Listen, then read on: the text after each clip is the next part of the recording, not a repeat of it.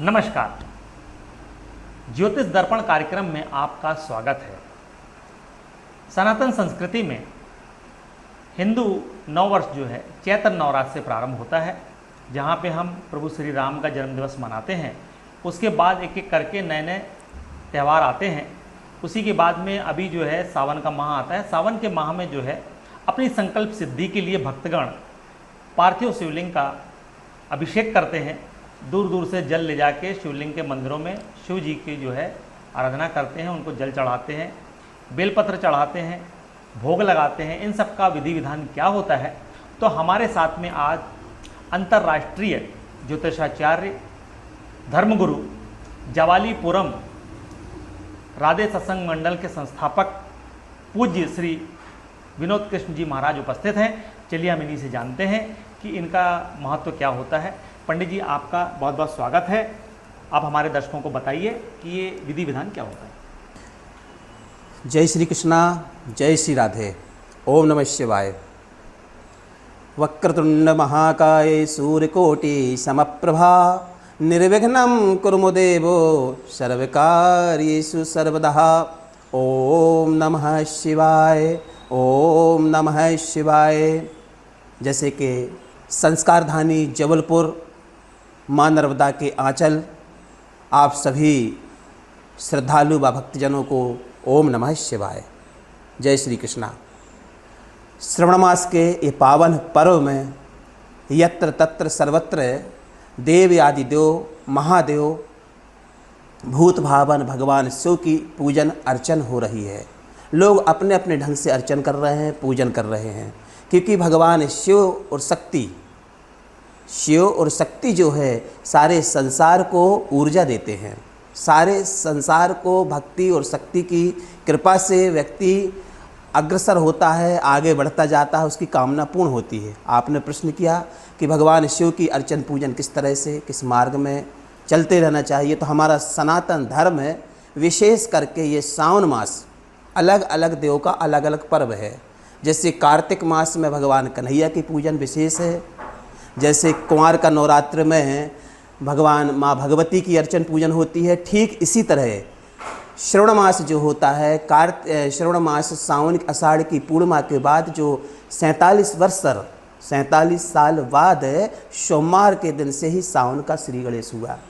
और सावन में भगवान तो भोलेनाथ हैं, देव आदि देव अविनाशी हैं। केवल भोले भगवान, उनको कुछ भी ना मिले तो केवल एक लोटा जल व्यक्ति भगवान शिव को ओम नमः शिवाय बोलते हुए, पौराणिक मंत्र है ये, व्यक्ति ज़्यादा वेद मंत्र या व्याकरण में नहीं जा रहा है। तो इस सनातन धर्म में मातृशक्ति और हमारे युवा पीढ़ी केवल ओम नमः शिवाय का जाप करते हुए भगवान सूर्य को अर्घ्य देते हैं और भोले बाबा को जल चढ़ाते हैं, तो उनकी सारी कामनाएं पूर्ण होती हैं। जी पंडित जी, अभी सावन में तो भोलेनाथ की जो है सभी लोग पूजा विधि विधान से करते हैं। अब सावन चला जाएगा जी, तो सावन के बाद में भक्तगण जो हैं किस तरह से शिव जी की पूजा आराधना करें कि जिससे उनकी मनोकामना पूर्ण हो, ये भी बताने का कष्ट करें। ये बड़ा ही उत्तम आपका प्रश्न है। देखिए, शिवालय भगवान शिव की पूजन तो निरंतर ही करना चाहिए, यानी सुबह दोपहर मध्य जब याद आ जाए तब भगवान भोलेनाथ की सेवा करते रहना चाहिए। क्योंकि भोले बाबा जैसे हिंदू सनातन धर्म की परंपरा के अनुसार 33 कोटि देवी देवता वास करते हैं। क्योंकि हिंदुत्व धर्म एक ऐसा विशेष है जिससे वृक्ष को भी सम्मान देते हैं, गौ माता को भी सम्मान देते हैं, नदी को भी सम्मान देते हैं, नदी का पर्यावरण भी शुद्ध करते हैं, वृक्षा का रोपण भी करते हैं। ये पुण्य के कार्य और पुण्य के काम होते हैं। आपने कहा कि शिव पूजा तो हम करते हैं। सावन मास में तो भगवान शिव का पूजन अर्चन कहा गया है कि जल से, दूध से, दही आदि से, घी से, शहद से, हम इन सब को लेकर के पंचामृत जिसे बोलते हैं, पंचामृत से भगवान का सेवा अभिषेक संपूर्ण विश्व कर रहा है और मातृशक्ति करते हैं। आपने कहा है कि निरंतर पूजा करने के लिए, उसके लिए विशेष उपाय है कि हमारे घर में स्थान में प्रतिष्ठित देवता, माने आचार्य विद्वानों द्वारा प्रतिष्ठा करके 5 देवताओं को विराजना कहिए। जहाँ जहाँ मैंने कहीं देखा हूँ शिवजी और जिलहरी बिठाल देते हैं, वो पुण्य नहीं मिलता सर, क्योंकि उसके लिए पंचदेव बताया गया है। जैसे उनका पूरा परिवार है, श्री शिवजी शिवलिंग भी 1.25 फुट से आगे घर पे गृहस्थ में वर्जित है। लिंग पुराण के अनुसार, लिंग पुराण में आया है कि 1.25 फुट के नीचे शिव का ही पूजन करना चाहिए। शिव जी का शिवलिंग जिलहरी, नंदी, कार्तिकेय और स्कंद भगवान पंचदेव को विराजमान करके कहीं हम प्रतिष्ठित देवता की पूजन करते हैं तो 3 चीज़ का हमको हमेशा पूर्ण वर्ष पुण्य मिलता है। यश, कीर्ति और आयु की हमको सफलता प्राप्त होती सर। आचार्य जी, हर देवी देवता को अलग अलग तरह के पुष्प पत्र अर्पित करने का विधान है, तो शिव जी को जो है किस तरह के पुष्प पत्र अर्पित किए जाते हैं?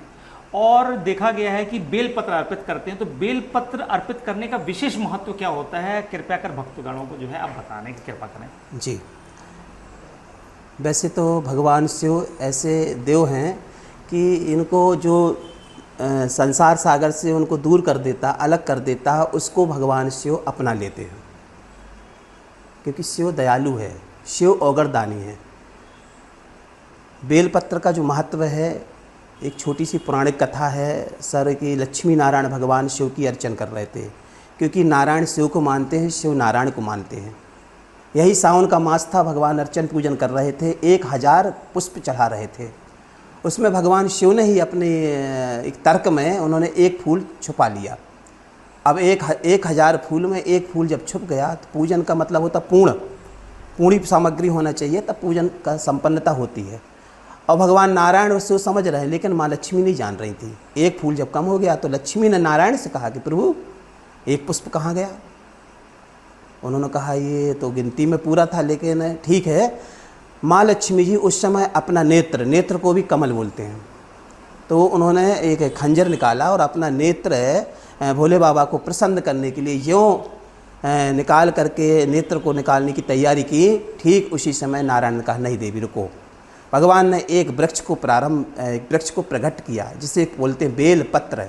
त्रिनेत्रम त्रिजनम पाप सिंहारम कोटि कन्या महादानम बेलपत्रम शिवार्पणम। कहते हैं कि 100 कन्याओं का आप दान कर दीजिए, माने कन्या का दान का पुण्य जो मिलता है, 100 कन्या, 1000 ब्राह्मणों को भोजन कराने का जो पुण्य मिलता है, वो केवल कोटि कन्या महादानम बेलपत्रम शिवार्पणम। भगवान शिव जैसे लक्ष्मी को प्रसन्न करने के लिए नारायण ने कहा ये बेलपत्र की एक पत्ती में आप केवल राम लिखिए और राम लिख करके बाबा भोलेनाथ को चढ़ाइए, आपका पुष्प पूर्ण हो जाएगा, आपको कृपा और भगवान दर्शन देंगे। बस इस भाव को जो देखा गया तो बेलपत्र को भगवान नारायण ने प्रकट किया, आशीर्वाद दिया और बोले जाओ कलयुग में जो बेलपत्र है। अच्छा, बेलपत्र का भी एक महत्व है सर। बेलपत्र सोमवार के दिन नहीं तोड़ना चाहिए। चढ़ाने का महत्व है, लेकिन लिंग पुराण में आता है तोड़ने का महत्व नहीं है। बेलपत्र 3 दिन शुद्ध रहती है, और बेलपत्र में जो गठान होती है, लोग बेलपत्र लेकर के चढ़ा देते हैं, लेकिन उसकी गठान जरूर तोड़ना चाहिए। शीघ्र बोध के अनुसार जो गठान को नहीं तोड़ता है वैसा चढ़ा देता है तो उसको कर्ज बढ़ना चालू होता है। कर्ज को दूर करने के लिए हमें गठान तोड़ करके, और कहीं हमने राम लिख दिया, चंदनम वंदते नित्यम पवित्र पापनाशतम आपदाम हरते लक्ष्मी बसत सर्वदा। आपने चंदन से कहीं श्री राम लिख करके बाबा भोलेनाथ को चढ़ाते हो तो आपकी कामनाएं पूर्ण होती हैं। इसलिए बेलपत्र श्रेष्ठ है। बेलपत्र साथ साथ धतूरा और अकौआ और समय की पत्ती, इन वृक्षों के द्वारा कहीं बाबा भोलेनाथ को चढ़ाते हैं, और इन वृक्षों को कहीं हम पर्यावरण के रूप में लगाते भी हैं तो हमको यश, कीर्ति और पुण्य की प्राप्ति होती है। इसलिए बेलपत्र बहुत श्रेष्ठ मानी गई है। चलिए, तो बहुत अच्छा बताया आपने। अच्छा, एक चीज़ और बताइएगा कि आचार्य जी, हर देवी देवता को भोग लगाया जाता है, तो उनके देवता के अनुसार ही जो है मिष्ठान वगैरह का भोग लगाते हैं। शिव जी को किस तरह का भोग अर्पित किया जाता है, और पंचामृत देखा गया है कि चढ़ाते हैं, तो पंचामृत का भोग लगाने का विशेष महत्व क्या होता है और उसका विधि विधान क्या है, वो भी बताइएगा।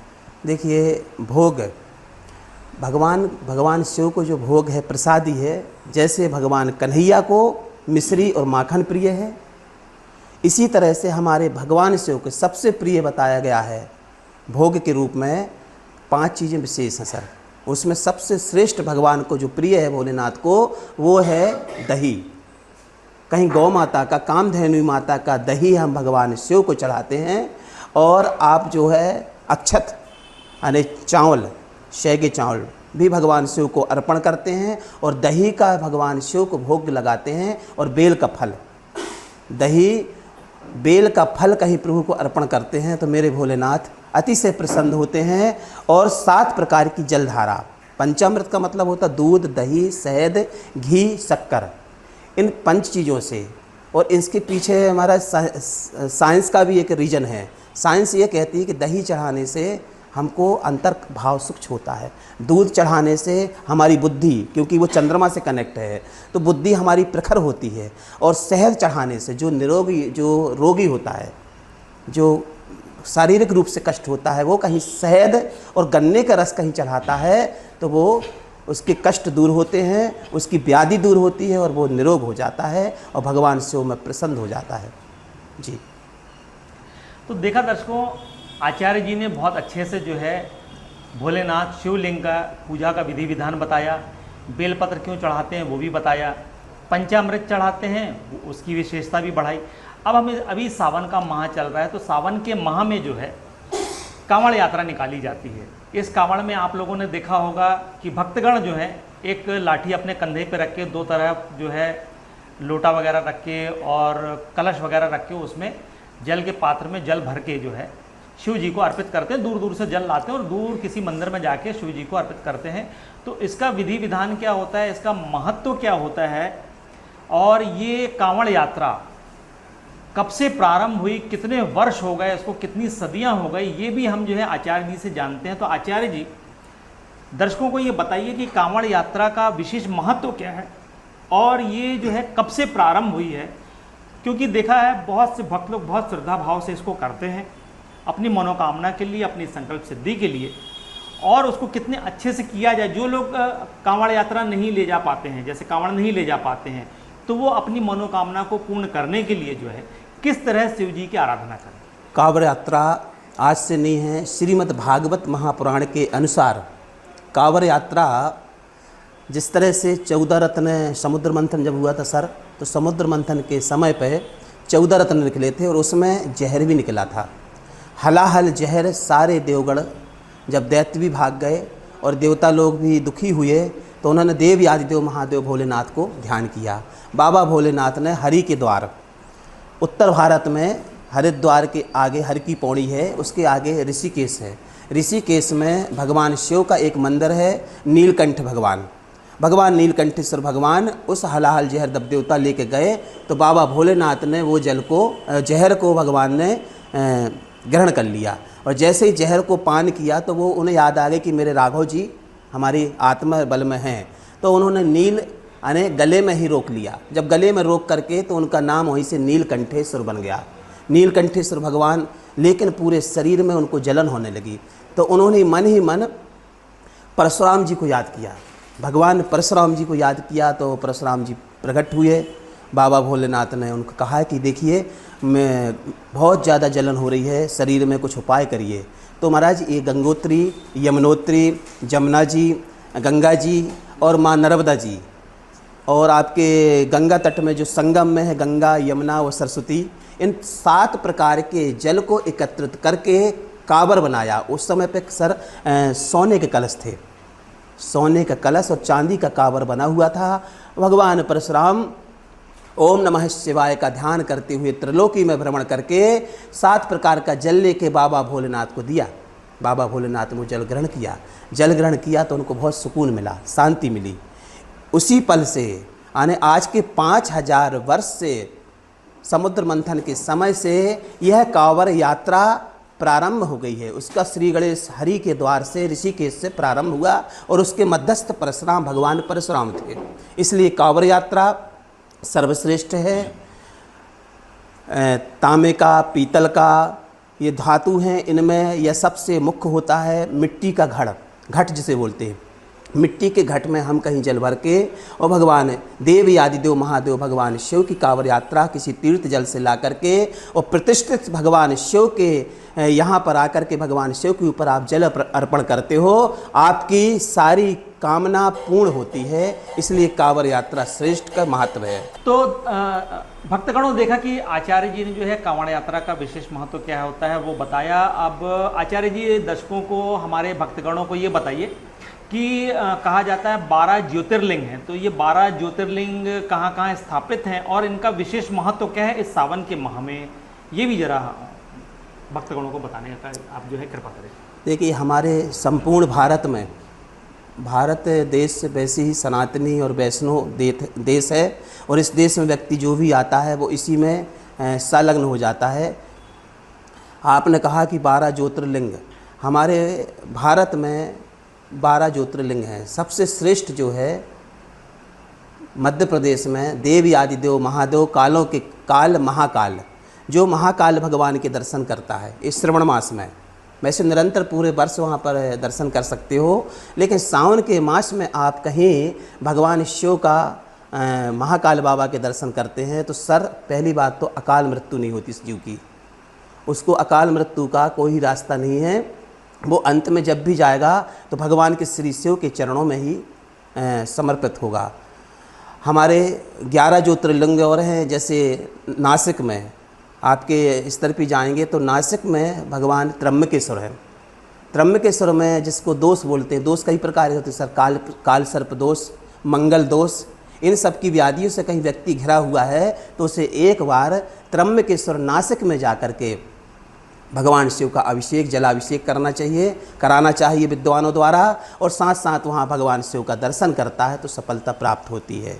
व्यक्ति शारीरिक रूप से पीड़ित है, मानसिक रूप से कहीं ज़्यादा चिंतित है, तो उसको भगवान देवी आदिदेव महादेव काशी, हमें काशी की ओर जाना चाहिए, और काशी भगवान विश्वनाथ देव की जो अर्चन करेगा, पूजन करता है सर, वहाँ पे सर्वप्रथम काशी में एक विशेषता ये है कि व्यक्ति जीने की चाहत बहुत रखता है, लेकिन काशी एक ऐसा स्थान है कि लोगों मरने की तमन्ना करता है।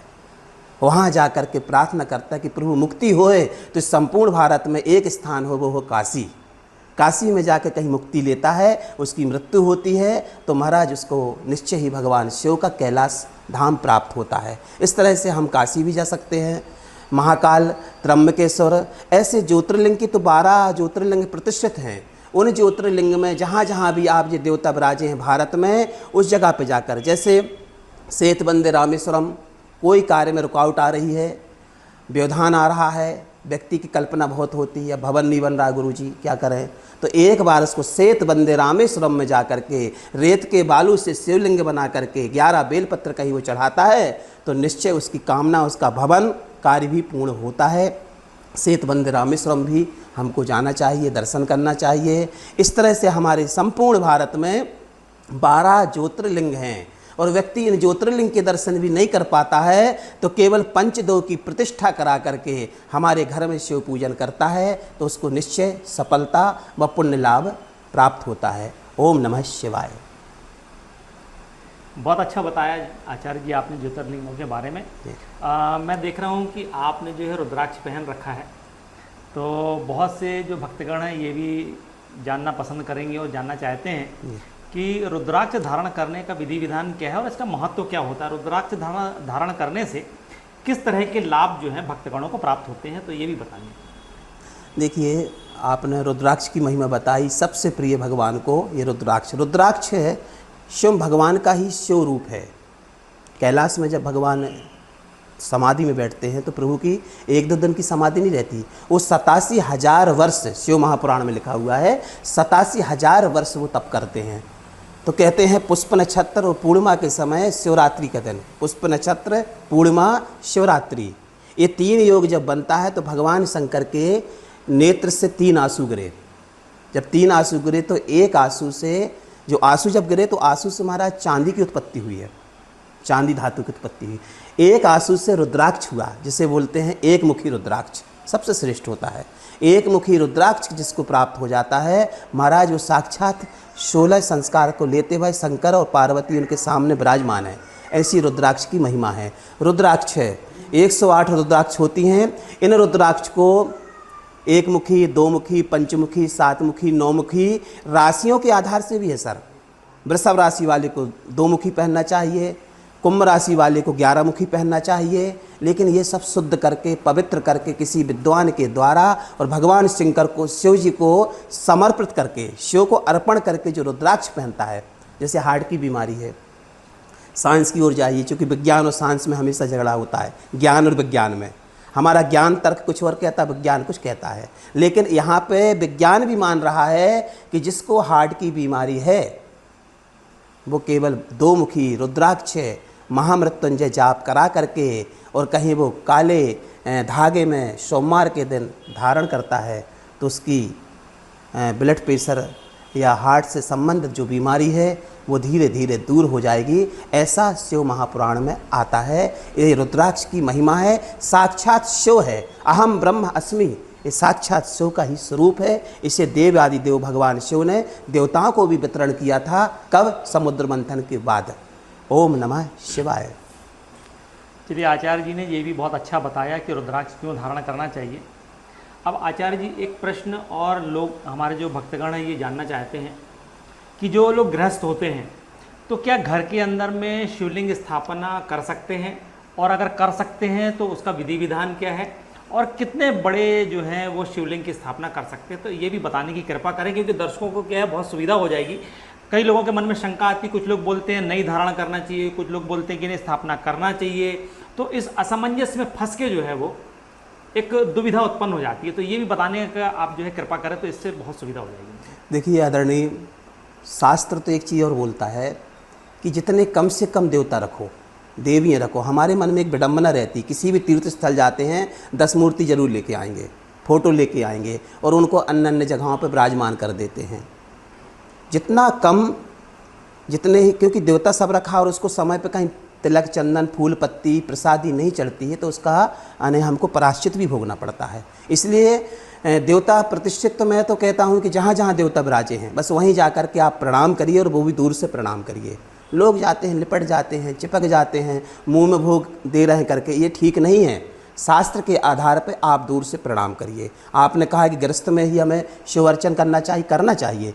विधान कहता है, ब्रह्म वर्त पुराण में आता है कि 1.25 फुट आपका जो ये 1.25 फुट शिवलिंग है, ये शिवलिंग से नीचे आप कहीं अपने घर पर रखते हैं, लेकिन उनका परिवार सहित और प्राण प्रतिष्ठा करके जल में वास, अन्न में वास, वस्त्र में वास, फल में वास, 5 वास जब आप करके और उनको विधिवत आचार्य विद्वानों द्वारा प्रतिष्ठा करते हैं तब आपको पुण्य प्राप्त होता है। लिंग थाप विधिवत कर पूजा, शिव समान प्रिय मोह न दूजा। रामचरितमानस में लिखा है कि वैसे तो हमें जहाँ तहाँ जाके दर्शन करना चाहिए। घर में कहीं आप शिव या किसी भी देवता को विराजमान कर रहे हो तो फिर उसका नियमावली बना लेना चाहिए। परंपरा सहित आप पूजन करें, आपके बच्चे पूजन करें, उनके बच्चे पूजन करें, तब आप शिव मंदिर बनाइए या कोई भी देवालय या देवता को विराजमान करिए तो पुण्य प्राप्त होता है। और जो देवता बना करके बीच में छोड़ देता है ये सबसे बड़ा प्रायश्चित और पाप होता है। इसलिए हमें प्रतिष्ठा वाले देवताओं की पूजन कर सकते हो और करना ही चाहिए। जय श्री कृष्णा। आचार्य जी, जैसे भक्तगण जो है मंदिर जाते हैं, दूर दूर मंदिर जाते हैं, अपने निवास स्थान के पास में मंदिर जाते हैं, वहाँ दर्शन करते हैं, उसके बाद में मंदिर की प्रदक्षिणा करते हैं। कई बार क्या होता है कि एक तो मंदिर की प्रदक्षिणा करते हैं और कई बार इतनी जगह नहीं होती है कि मंदिर की प्रदक्षिणा कर पाए, तो वहीं जो है मूर्ति स्थापित होती है प्राण प्रतिष्ठा वाली, उसी की प्रदक्षिणा करते हैं, तो वो तो कर लेते हैं। लेकिन जो शिव जी होती है, जो शिवलिंग होते हैं, तो उनकी परिक्रमा करने का विधान क्या है और कितनी परिक्रमा करना चाहिए? कई लोग कहते हैं कि पूरी परिक्रमा नहीं करना चाहिए, स्त्रियों को पूरी परिक्रमा नहीं करना चाहिए, उनका एक अलग विधान है, पुरुष के लिए जो अलग विधान है, तो ये भी बताने की कृपा करिएगा। देखिए, परिक्रमा का जो विषय है, आपने बहुत ही सुंदर और अच्छा प्रश्न पूछा है। हनुमान जी महाराज का परिक्रमा आधा करना चाहिए, श्री हनुमान जी महाराज का अर्ध परिक्रमा, और हमारे देव आदि महादेव का जो भोलेनाथ का मंदिर है उसका भी शास्त्र में जो है लिंग पुराण के अनुसार अर्ध परिक्रमा, आने आप यहाँ से जाइए और वहीं से फिर आने लौट जाइए, आधा परिक्रमा का विधान है। बाकी देवताओं का 3 परिक्रमा है। आप शक्ति माँ दुर्गा का, राम जी भगवान का, अन्य जितने और देवता बैठे राधा कृष्ण जी का, इनका 3 परिक्रमा का विधान है। लेकिन हनुमान जी महाराज और भगवान शिव शक्ति के जहाँ मंदिर विराजे हैं वहाँ अर्ध परिक्रमा का ही विधान है। आधा परिक्रमा करके पुनः यथास्थान आ जाना चाहिए। पूजन का जैसे संपूर्ण बताते हैं कि पुष्पांजलि होती है, पूर्ण पूजन कर लिए, व्यक्ति क्या करता, पूजन करने के बाद चल देता है। आसन के नीचे जल अवश्य छोड़ना चाहिए। ये नित्यकर्म पूजा प्रकाश में लिखा है कि आसन के नीचे जल छोड़ें, वो जल को लेकर अपने नेत्रों में लगाएं। और पुष्पांजलि माने नहीं बन रहा है पूरा तो आप प्रार्थना करके भगवान के श्री चरणों में प्रणाम करना चाहिए। इस तरह से कहीं श्रद्धालु और जनमानस कहीं विधि से पूजा करता है, क्योंकि जब तक जिस चीज़ का विधि ना मालूम होए उस जगह पे हमें आगे नहीं बढ़ना चाहिए। इसलिए गुरु की श्रेष्ठता है। तस्मै श्री गुरुवे नमः। हिंदुत्व धर्म में गुरु की महिमा है, गुरु अवश्य बनाना चाहिए। इस तरह से हमें परिक्रमा का पुण्य लाभ लेकर के शिव की अर्चन करना चाहिए। तो भक्तगणों, आचार्य जी ने बताया कि हनुमान जी की आधी परिक्रमा करनी चाहिए, शिव जी की आधी परिक्रमा करनी चाहिए, और बाकी जो देवी देवता हैं उनके मंदिर में जब आप जाते हैं दर्शन करने के बाद में कम से कम 3 परिक्रमा करनी चाहिए। तो आचार्य जी, एक बात और है कि हर शिव मंदिर के बाहर में नंदी महाराज जी विराजमान होते हैं जी। तो नंदी महाराज का उनका भी जो है पूजा विधि विधान से किया जाता है, और उनका क्या महत्व है। और एक देखा गया है कि शिव जी की पूजा करने के बाद में जब आते हैं नंदी की भी पूजा कर दी जाती है, तो उनके कान में कुछ कहने का एक विधान है। तो ये क्या होता है, इसके पीछे का क्या गुप्त रहस्य है, तो ये भी बताने का कष्ट मतलब जो है आप कृपा करें। शिव महापुराण के अनुसार सर नंदी महाराज भगवान के वैसे परम भक्त कहलाते हैं, और नंदी भगवान का वाहन भी है। हर देवताओं का वाहन है, जैसे नारायण का वाहन गरुड़ है, भोलेनाथ का वाहन नंदी है। आपने जो कहा है कि नंदी विशेष क्यों हैं, वैसे तो उनके बहुत से गढ़ हैं, श्रृंगी, भृंगी, नंदी इत्यादि, और उनके जितने भी राक्षस गढ़ हैं, प्रेत भूत, ये सब उनके बहुत अच्छे मित्र गढ़ हैं। इसलिए उनको औगरदानी बोलते हैं, उनको भूतनाथ बोलते हैं। नंदी महाराज मीन्स से होता है जैसे डूणा बैल। विवाह में भी गए थे तो उनको अन्य वाहनों को अलग कर दिया था, नंदी के साथ ही मैंने डूणा बैल में ही बैठ के विवाह संपन्न किया है। नंदी भगवान शंकर के बहुत करीबी हैं। जैसे साधारण सी भाषा में बात करें, मान लो थोड़ी देर के लिए किसी कलेक्टर से मिलना है तो आपको बहुत जल्दी उनसे नहीं मिल पाओगे आप। कहीं उनका बाजू में कोई चपरासी है या दरवान है, उसको थोड़ा सा आप सेट कर लीजिए तो आप बहुत जल्दी कलेक्टर से संपर्क में आ जाएंगे। ठीक इसी तरह से भगवान देवताओं के बीच में भी रहता है। नारायण से मिलना है तो गरुड़ से मिलिए, भगवान शिव से मिलना है तो नंदी महाराज के कान में आपने विशेष रूप से प्रार्थना कर दी कि भोले बाबा से हमें मिलना है, या भोले बाबा से ये काम बोल दीजिए, चाहे वो परिवार का हो, चाहे गृहस्थी का हो, चाहे विवाह का हो, इत्यादि जो भी आपकी समस्या है वो एक समस्या का बहुत बड़ा समाधान है भगवान नंदी। और नंदी किसी को निराश नहीं करते हैं, इसलिए शिव पूजन के करने के बाद नंदी भगवान को नमन करना चाहिए, और नंदी को प्रणाम करके उनके कान में ज़रूर अपनी जो भी मन की विचार है उनके श्री चरणों में और उनके कान में बोलोगे तो निश्चय भगवान शिव शंकर के सामने आपकी हाजिरी अवश्य लग जाएगी। इसलिए नंदी की प्रधानता है सर। आचार्य जी, सावन माह में शिव महापुराण और शिव चालीसा पढ़ने का जो है महत्व क्या होता है, ये बताइए आप जो है हमारे दर्शक हैं। सबसे विशेष करके श्रावण मास में भगवान शिव का तो महिमा हम सब सुन रहे हैं और उस मार्ग में चल रहे हैं।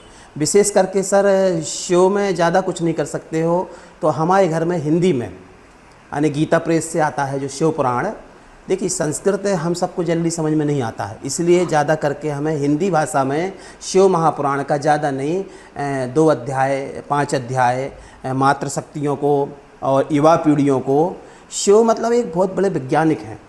आप शिव को साधारण करिए कहते भोलेनाथ हैं, भोलेनाथ नहीं है, बहुत बड़े वैज्ञानिक हैं। 32 भाषाएं जो भगवान की डमरू से सबसे प्रथम भारत में पहली बार काशी पे आए भगवान, शिव पुराण में आता है।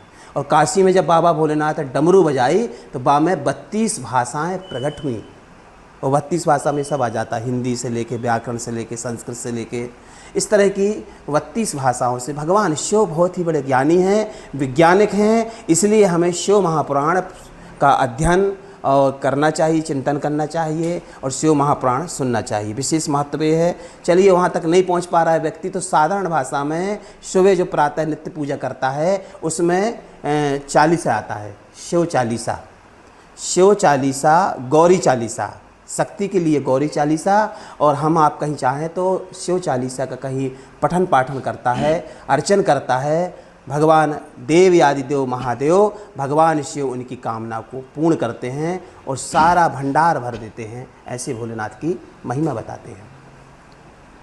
आचार्य जी, देखा गया है कि सावन के माह में जो है बालिकाएं सावन सोमवार के दिन व्रत रखती हैं, शिव जी की आराधना करती हैं, और वो भी इसलिए किया जाता है कि योग्य वर की प्राप्ति हो।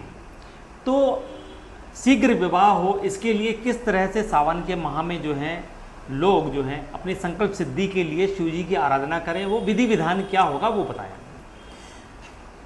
देखिए, विशेष करके जो विवाह में अर्चना आती है तो भगवान शिव और गौरी, भगवान शिव और गौरी की उपासना विशेष करके, इसमें गौरी माता की विशेष पूजन बताई गई, मंगला देवी की पूजन बताई गई।